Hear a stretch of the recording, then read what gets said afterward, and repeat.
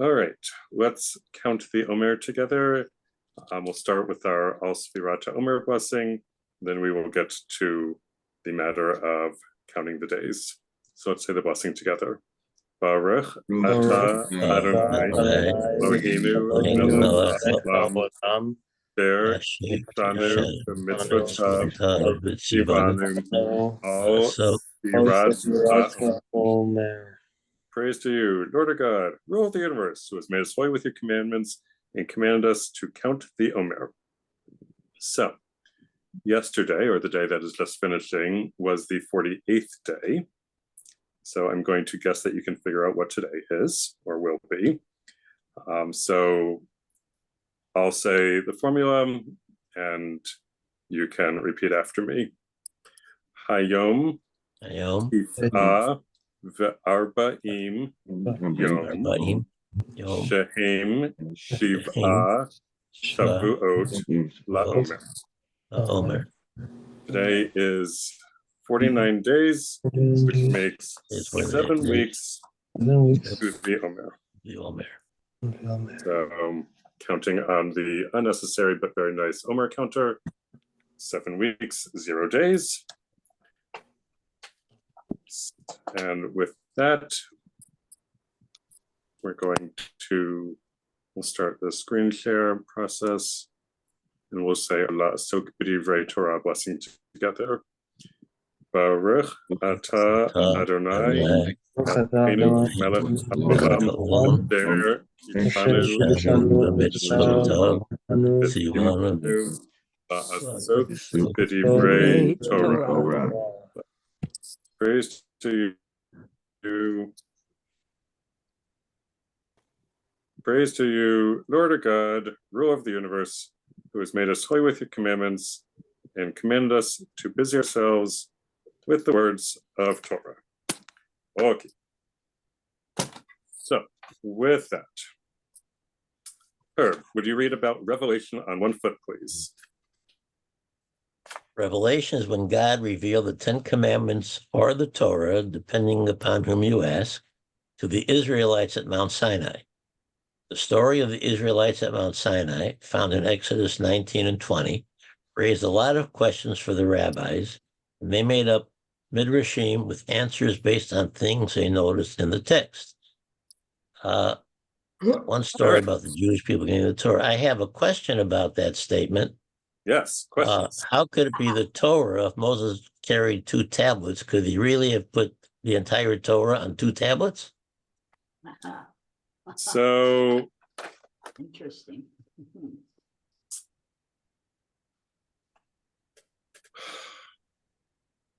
Awful small font if he did. Yes. So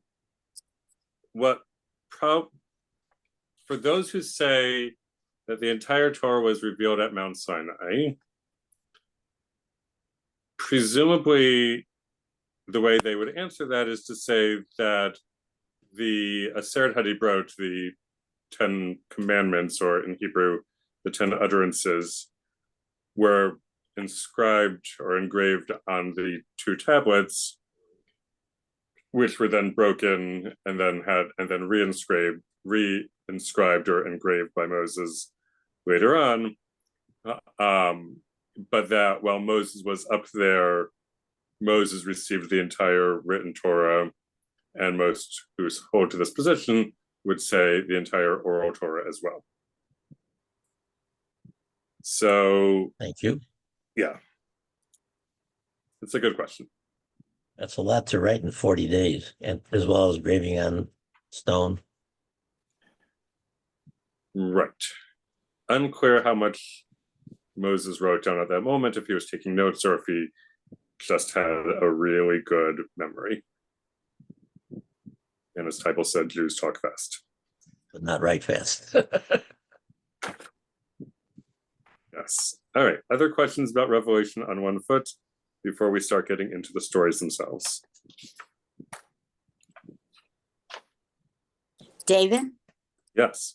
Is Mount Sinai an alternate spelling for Sinai? On the second line? Yes, thank you. That would be a typo. Oh, typo alert. Always happy to help. Thank you. Yes. Har Sinai in Hebrew, Mount Sinai in English. I could claim this as an attempt at transliteration, but I would be wrong, or I would be misleading you. That's just a typo. All right. One story about the Jewish people getting the Torah. All right, Abba, would you read this, please? The Gemara cites additional homiletic interpretations on the topic of the revelation at Sinai. Torah says, quote, "And Moses brought forth the people out of the camp to meet God, and they stood at the bottom part of the mount." Rabbi Avdimi Bar Chama Bar Chassa said, Jewish people actually stood beneath the mountain. What he's reflecting is the story that the mountain was held over them, and they were told, "Accept this, or I'm going to drop the mountain on top of all of you and wipe you out."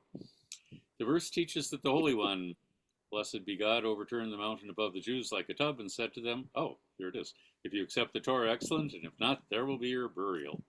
Rabbi Acha Bar Yaakov said, "From here, there's a substantial caveat to the obligation to fulfill the Torah. The Jewish people can claim that they were coerced into accepting the Torah, and therefore it is not binding." Rabbah said, "Even so, they again accepted it willingly in the time of Ahasuerus, as it is written, the Jews ordained and took upon them and upon their seeds and upon all such as joined themselves," gotta move it up, thank you, "unto them. And he taught the Jews ordained what they had already taken upon themselves through coercion at Sinai." All right, and then our context, please. This is from the Babylonian Talmud Masechet Shabbat, which is, of course, about Shabbat. Mishnah 9.3 talks about bathing a male baby on the third day after circumcision, even if it's on Shabbat. This leads to a discussion about other things that happen on the third day, such as the revelation at Sinai. The specific question that Rav Avdimi is answering is why the Torah said that the Israelites stood betachtit, which is usually considered at the foot of, but literally, if one wants to be a literalist, it means underneath the mountain. He suggests that perhaps God held the mountain over the Israelites and forced them to accept the Ten Commandments. Rabbah points out that a forced contract isn't valid. And so Rabbah finds another verse to prove that later on the Jews accepted the Torah willingly. In context, that verse, Esther 9:27, is actually saying that the Jews accepted Purim upon themselves and their descendants. One only need to read the rest of that very verse to understand that. However, I'll move it up. As modern politicians can attest, words can be taken out of context to make it seem like they meant all sorts of things. There's a reference to a Maccabees song attributed to President Obama. And then two other sites. In the Torah.com, Standing Under the Sinai and the Origins of a Coerced Covenant, and another Sefaria sheet. And the question you're asking is, when have you made somebody or been made to do something that you didn't want to do, but not doing it would have been worse? Probably all of us when we were when we were small children, the parents were telling us what to do. David, Yeah. but didn't they say Nasa Venishma?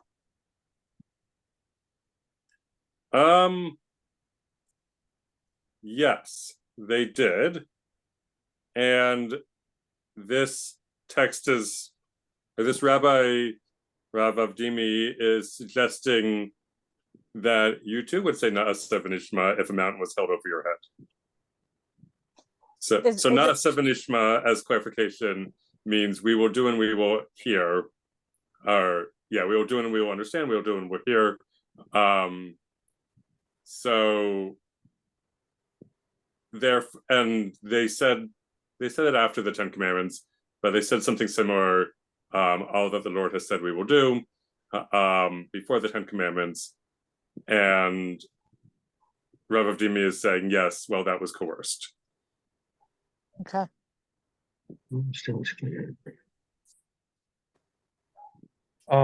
David, I'd like to ask a clarifying question. Please.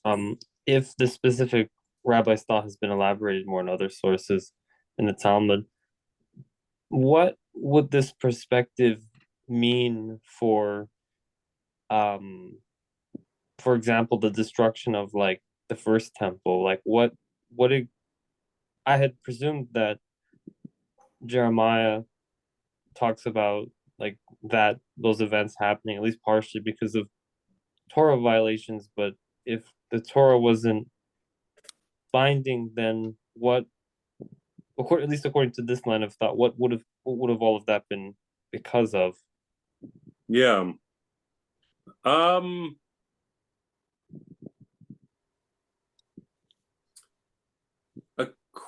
So what you're saying is that in this story, or in this midrash and way of looking at things,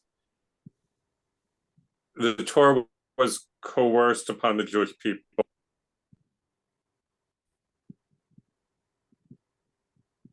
and they didn't, which was after the destruction of the first temple. So you're asking... Yeah, I'm asking, like, because it says, I believe, like, the proof text that for when it would have been accepted anyways was Esther, but destruction of the first temple, I believe, was before that. So yes, like what does this line of thinking say that the destruction of the first temple would have been because of?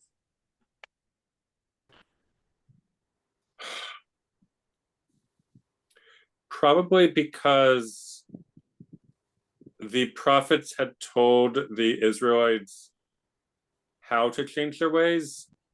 So even if the Israelites could say, well, we don't have to do what the Torah said because that wasn't really enforceable, the prophets could say, fine, but we are telling you now what God wants you to do. This isn't something dating back to Mount Sinai. This is now, and you're still not doing it, and that's why you're going to get in trouble.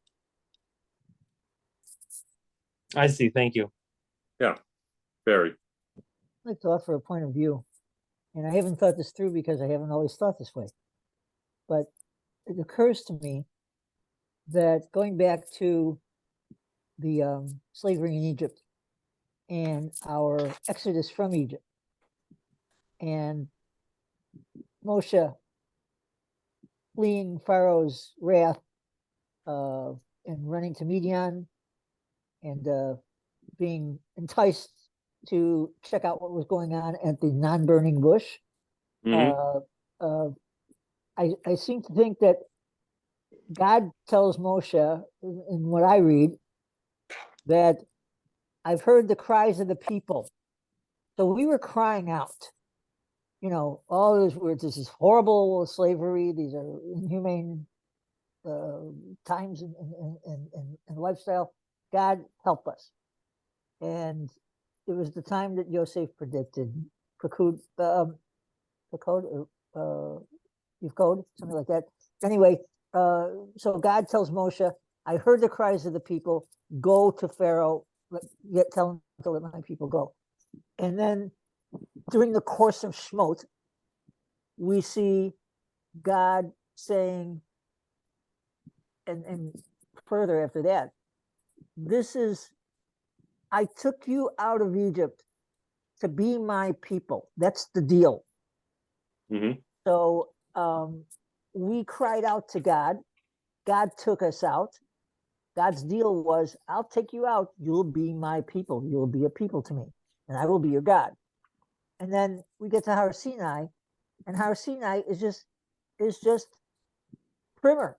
It's just how God constructs the relationship to be, how the deal that we're supposed to do to be God's people and for God to be our God. But we already made the deal unilaterally when we said we would, and then God took us out of Egypt, a unilateral act that we followed with, and then we were in the deal. In a law school examination question, I would argue that we had the deal upon the Exodus.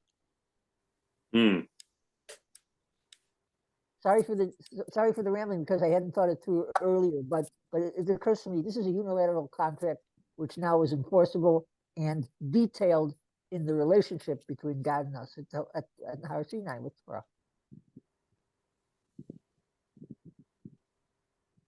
Very spin. Sorry. Thank you.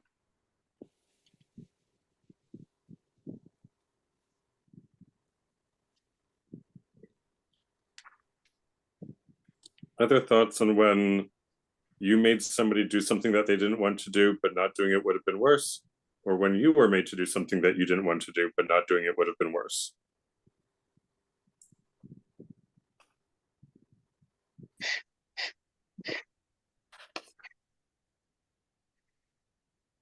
When I made one of my kids go to Hebrew school when he didn't want to go. The other two went willing. That one didn't want to go, but it would have been worse if he didn't go. How does he feel about it now, Nora? Yeah, he's glad he went. Glad you went. Yeah, Mom knows best. That's right.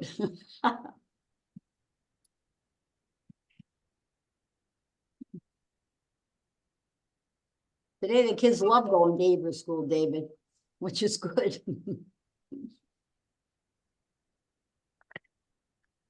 Yes. They do like it. I'm so happy. Well, you may want to consider the consequences of not doing it. You don't want to do it. Would be worse than just going ahead and doing it and getting it over with, whatever it is. Sometimes. Yeah. Or what are the options?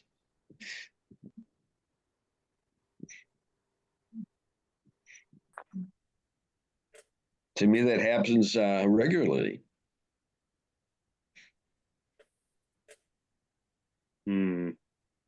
Thought, Charles. If you got a toothache and you don't go to the dentist, you might not want to go to the dentist, but not going to the dentist is going to be worse. Right, good one.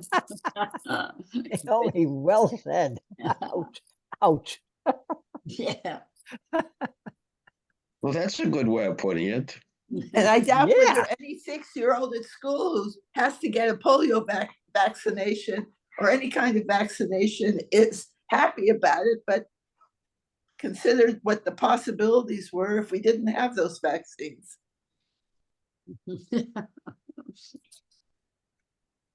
That's true.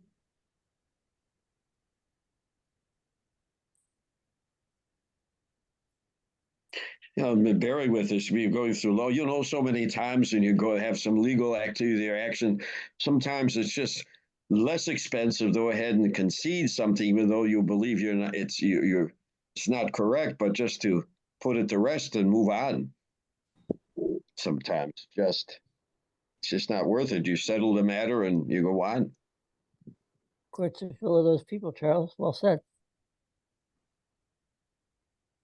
May I ask, which of the rabbis was it who, I don't have it in front of me, the commentary, that stressed the word at the foot of the mountain, or the literal meaning, or bitah. I don't know which rabbi. I think that Rashi makes that point or points it to it, but I don't know where it comes from. I have a reason for asking the question if you happen to know. But it's it's a midrash from Rav Avdimi. Okay. So and it's significantly older than Rashi. Right. So okay, so thank you. That's helpful. So my question is, because to the rabbis with their kind of training, really to any lawyer, the argument that it was coercive and therefore not binding is so obvious that I'm wondering, as an argument, that I'm wondering why he made that point. Because I understand that they take a word and use it in the different ways it can be used and draw something from it, a moral or a logical point or a halakhic point. But I don't know why he would make that point when it's so embarrassing to the whole project of making the law or the 10 utterances or whatever the subject is, binding. So I don't know the motivation behind that or what the and that's what I'm asking. Yeah. So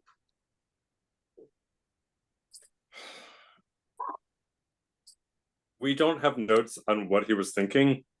Sure. There's a book called Swimming in the Sea of Talmud, and there's a companion book about Midrash that I have cited in my with appreciation too at the end of the source sheet. That starts with this text as an introduction to the whole enterprise of Midrash. And the authors posit that Rav Avdimi was bothered by this this word choice under the theory that if the Torah doesn't use the expected word, there must be something to it. And so he went down this rabbit hole basically, and then turned this into his Shabbos sermon. And the reason that he did it, as we have a midrash upon the midrash, basically an explanation, later explanation, trying to figure out this explanation, was because he knew people in his community who might have been ambivalent about stepping up to their responsibilities.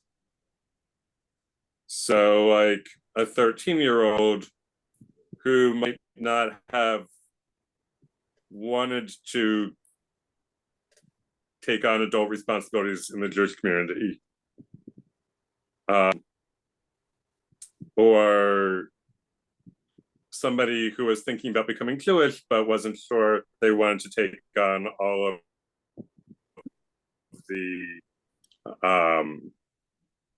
the things that come with that. So he made up this interpretation that said that basically, like, it happened to our ancestors as well. You're not alone. Even God had to make us do the best for us to do. And also, if my internet goes out, I apologize. I'll be back shortly. So does that help at all, Phil? I'll take a look at your source. It opens up possibilities. I thank you for that. Well, if Norma's son didn't go to Hebrew school, he wouldn't have been bar mitzvahed, and then he wouldn't have had the party, and he might have felt worse about that than about not going to Hebrew school. Wait, Herb, he still would have been bar mitzvah if he lived to the age. He just wouldn't have celebrated it. Well, he wouldn't have had the party, then he wouldn't have celebrated it, and that's where he would have been upset. Well said, you're a bar mitzvah anyway. She's right. But if one reaches the age of majority. Yeah, but he's still supposed to be called to the Torah. Wasn't put on stealing, I think.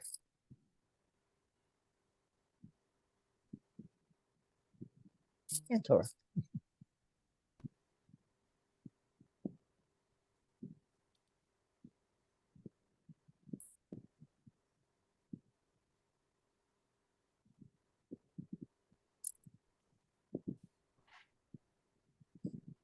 The book Swimming in the Sea of Talmud is Katz and Schwartz. Is it the same authors? Yeah. Same authors. Okay. I don't see a title. I'll look for it. Thank you. Mm-hmm.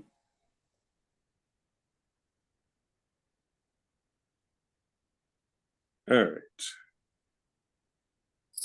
Let's see how long my internet holds out. Tybal, will you start reading this, please? Sure. I was getting the reference for Cindy. Variantly, And he said, the Lord came from Sinai. When the Lord appeared to give Torah to Israel, it is not to Israel alone that God appeared, but to all of the nations. First, God went to the children of Esau, and God asked them, will you accept the Torah? They asked, what is written in it? God answered, you shall not kill. Shmos 20:13. They answered, the entire essence of our father is murder. As it is written, Bereshit 27:22, and the hands are the hands of Esau. And it is with this that his father assured him, assuming Bereshit 27:40, and by your sword shall you live. God then went to the children of Ammon and Moab and asked them, will you accept the Torah? They asked, what is written in it? God answered, you shall not commit adultery. They answered, Lord of the universe, Erva is our entire essence, as is written, Bereshit 19:36. And the two daughters of Lot conceived by their father. God then went and found the children of Ishmael and asked them, will you accept the Torah? They asked, what is written in it? God answered, you shall not steal. Shmos above. They answered, Lord of the universe, our father's entire essence is stealing. Bereshit 16:12. And he shall be a wild man, his hand against all. There was none among all of the nations to whom God did not go and speak and knock at their door, asking if they would accept the Torah. Tehillim 138:4. All the kings of the earth will acknowledge you, O Lord, for they heard the words of your mouth. I might think they heard and accepted. It is therefore written, Yehezkel 33:31, and they did not do them. And Micha 5:14, and with anger and wrath will I take revenge of the nations because they did not accept. And I think David's summary says it goes on to talk about the Noahide laws.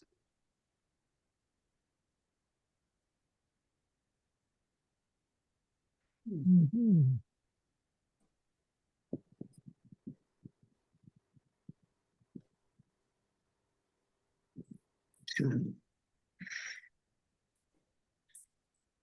Sorry about that. Let me get the screen back up, or try to. There.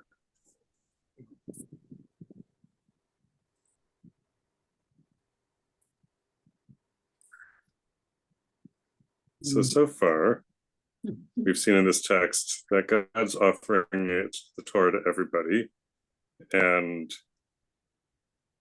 everybody feels like this is not for them. All right. I think you were here. I'm sorry. Context. This is from Sifrei Dvarim, a book of mostly legal, but some narrative commentary on the book of Deuteronomy. This is one of several takes on why that Torah says that God came from Sinai and from Mount Seir in Deuteronomy 33:2. This text, which is around 200 Common Era, says that God went to each of the nations and offered them the Torah, and each turned it down. Okay, thank you. All right, before we get to the discussion question, Barry, would you read our next text, please?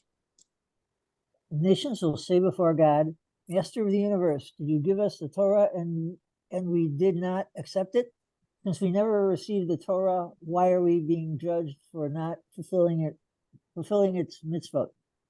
The Gemara asks, and can one say that they were never offered the Torah? But isn't it written in the description of the giving of the Torah?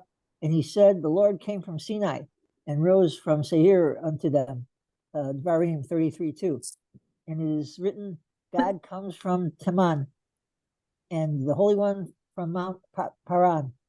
Habakkuk 3:3. And the sages ask, what did God require in Seir, and what did God require in Paran? The Torah was not given in those locations. And Rabbi Yochanan says, this teaches that the Holy One, blessed be God, took the Torah around to every nation and those who speak every language, such as the Edomites in Seir and the Ishmaelites in Paran, but they did not accept it until God came to the Jewish people, and they, that is we, accepted it. Hmm? Accepted it. in the other nations, if the other nations all rejected the Torah, how can they excuse themselves by claiming that it was never offered to them? Okay. Context? Yep. This is from the Babylonian Talmud, Masechet Tractate Avodah, the Avodah Zarah, which is about idolatry. It's from the very second page of the tractate, Since the Babylonian Talmud is from around 500 CE, Common Era, this text seems to be building on the previous text. Here it fleshes out the question: if God was coming from from Mount Seir, where the Edomites were? Where was God go? What was God doing there? The answer is that God was offering them the Torah. This text doesn't go through the various nations. Why the various nations said no. Unlike the earlier version of Sifrei Dvarim, it does not. It does, however, give the punchline of the story. Unlike the earlier text, that the Israelites said, "All that the Lord has said, we will do." This is Exodus Shmot 19:8. It is before the giving of the Ten Commandments, and also before the Naaseh v'Nishma. We will do and we will understand. We will do and understand line that comes from Shmot 24/7. Has there ever been a professor or a conference presenter where it didn't matter what they were talking about? You were in. You were in, yeah. Thank you. So are we to assume God did not hold the mountain over the heads of these other nations? So this one, this is a different version. This time God didn't hold the mountain over our heads. This time God offered us the Torah, and we didn't bother forget reading the fine print. We didn't even read anything before we signed it. We're like, sure, we'll take it. Whatever it is, we'll take it. That's this version. Yeah, it was the shrink wrap of a contract, whatever they call it, where you accept it in order to use the equipment. Yes. Interesting, Bill. I have a problem. I have many problems with these stories. The first story, that the famous one about going to the Edomites and so on, or the Moabites, is there they quote from our book to prove their own wickedness or tendencies. They quote from our book as well. We're and then they interpret our book the way we do, or some of us do. My hands are covered with blood because it says, the hands are the hands of Esau, which is in itself kind of a stretch. But that's the procedure that being used here. It would be levity of mine to mention the humorous version of this. I'll leave that out. But that's a great joke. Excellent.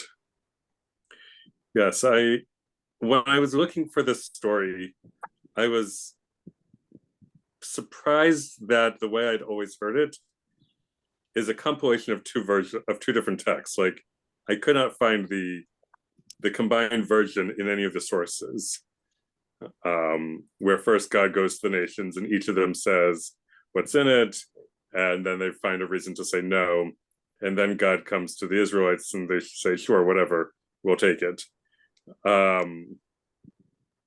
apparently someone along the way took these two sources and figured they'd do much better as a story if they were combined.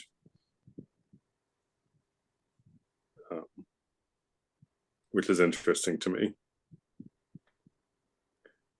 So, has there ever been a professor, a teacher, a conference presenter where it didn't matter what they're talking about? You were willing to go. Were you in their presentations? Yeah, you would go to whatever they were teaching about, regardless of what it was.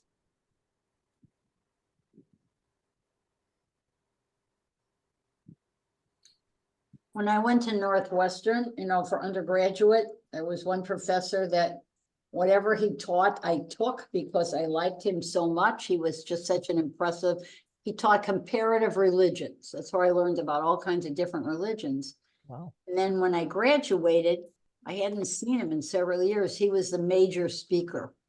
It was kind of like the guy was just unbelievably wonderful. Norma, what was his name? I can't remember. If you remember. It was 1970. I don't know.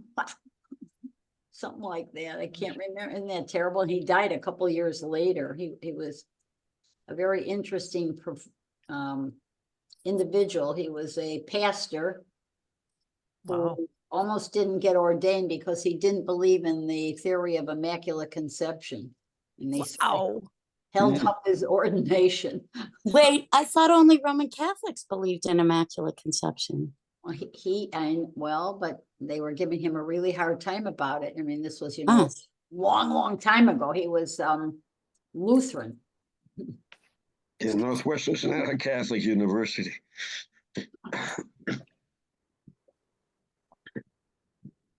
Methodist. Loyola is Jesuit, and they're pretty similar. Catholics and Jesuits. I don't know that they're the same, but they overlap a lot. So David, Yes. at first I loved your parallel.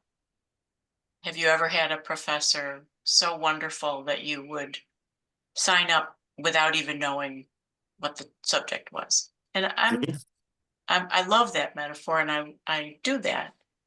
But how does that apply to God? So are you suggesting that the Israelites, that the Exodus, for example, was their 101, where they took the class and they loved God so much that from then on they were in? Or maybe the act of creation? I don't know that there's, how did God, quote, earn, unquote, their undying trust? It could have been reputational, although that's an answer that only that's only good for about a second or two until you start thinking about it. Like many things. Must be because God, I would think it's because God freed them from Egypt. And after that, anything he said, they're willing to do. Yeah, that's except plausible. For Evergy Robinson.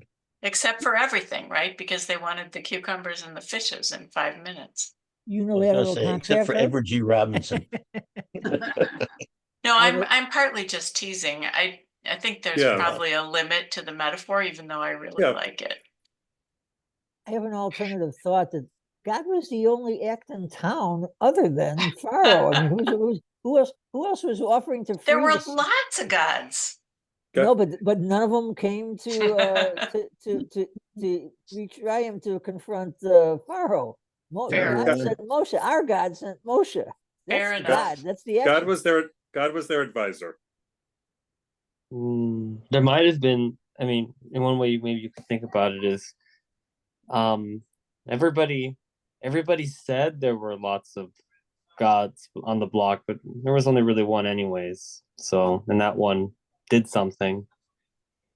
So maybe that's why, or it could also be that part of it could have also just been that their experiences with God revealed God's character, and that was enough. Maybe. Yeah, but if you take it at face value, what happened when Aaron counteracted against the Pharaoh's magicians and sorcerers, and we were able to dominate them. If you're talking about gods and more strength or more magic, then it seems that the power or the whoever Aaron was calling on had superior powers. Maybe that's why. But it was Moses who led them out of Egypt, and God didn't really talk to all the Israelites, so why didn't they think Moses was God?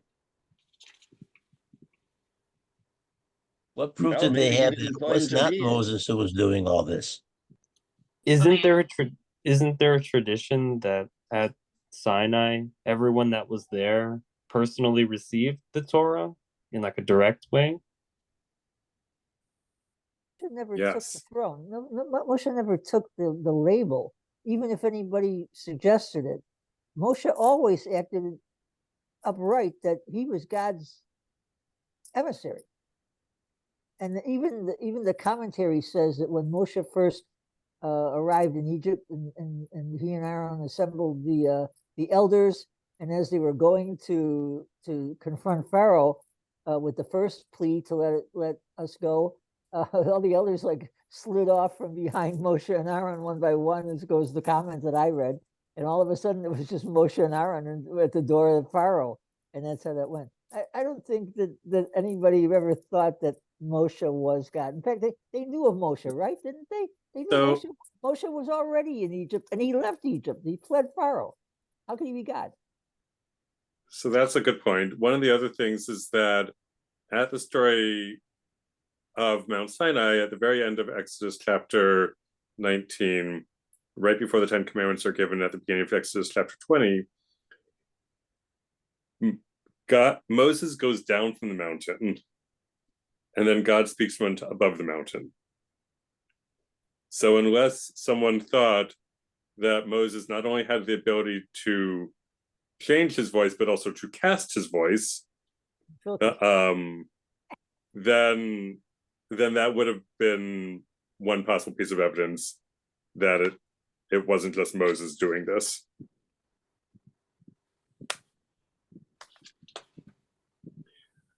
All right, recognizing the time, I'm going to show you the other midrashim so that you can ponder them. So, a story about how revelation actually occurred. One of the things that the rabbis noticed is that after the Ten Commandments are given, the Torah says, the Torah uses the word voices, kolot, whereas before the Ten Commandments were given, it uses the word voice, kol, the singular. And so the rabbis are like, what's up with that?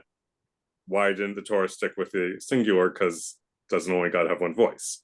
And they said, actually, God managed to simultaneous translation split into 70 voices for the 70 nations based off of a theory counting the different nationalities mentioned in the first 20-something chapters of Genesis, that there are 70 nations in the world. So there are 70 nations. God made sure the entire world could hear and understand the Ten Commandments, so they all had a chance, an equal chance to do the right thing. This text is probably in conversation with the other texts about the Torah being offered to everybody else turning it down. So that's one midrash. Another midrash is that is based off of the fact that later on, when Moses talks to the people and says, those of you who were here today, it says, those of you that are standing here today and those of you that are not here today. And the rabbis pick up on the fact that it doesn't say standing, like standing here today and those of you who are not standing here today. And they say, oh, that means that there were people at Mount Sinai who couldn't stand. Why couldn't they stand? Because they were the souls of all the future Jews, and probably the past Jews, not that there were so many at that point. And so this becomes the idea that all Jews were present at Mount Sinai, even the souls of people who would convert to Judaism later on were present. Which leads to a dating website called Saw You at Sinai. But that was a more recent invention. Wow. All right, another story. So this story picks up on the question of, there are lots of great mountains in the neighborhood, and they all have good things to recommend themselves. Like, why Mount Sinai of all the mountains? And the answer that is given in Breshit Rabbah is that all the other mountains had idolatry on them. And so they're all like arguing with each other about how the Torah should be given on them. And then God says, no, I'm picking out Sinai because idolaters use the rest of you. Later on, as in like 10 years ago, there was a book put out by PJ Library called The Littlest Mountain, which builds on this midrash and says, yes, the mountains were arguing with each other, and all of them were boasting about why they should be chosen, but Mount Sinai was humble. It wasn't making a big fuss about itself, so that's why God chose Mount Sinai. So that is a text building on a much, much older midrash. All right, then we get the appendices, and we get bonus stories. So this one asks the question, okay, so when Moses goes up to get the 10 Commandments or the Torah, how might the angels have reacted? And this story posits that the angels might have said, like, you know, we like the Torah. It's been with us up until now. Like, we should keep it. And so God has Moses tell the angels, look, the Torah says things like, honor your parents. Do you have parents? No? Okay. Well, then we could use this more than you can. And it gives a couple of examples like that until the angels finally say, okay, fine, you can have it, Moses. So that's one story. Clever man, he's a clever man. Wow. Another story is that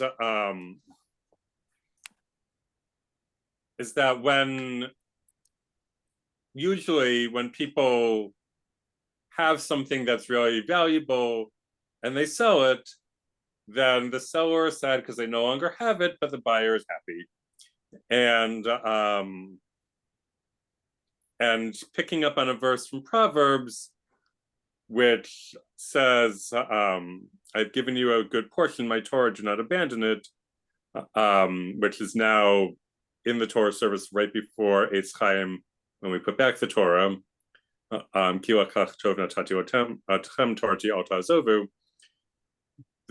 rabbis posit, oh, God is different from humans because God gave us the Torah, but God is glad that we have it now. So that's another midrash about it. And finally, Appendix C is all the different sources that go back to the first story. So if you don't like the version in the first story, you can see all the different places where it comes up. So I'm going to stop the recording.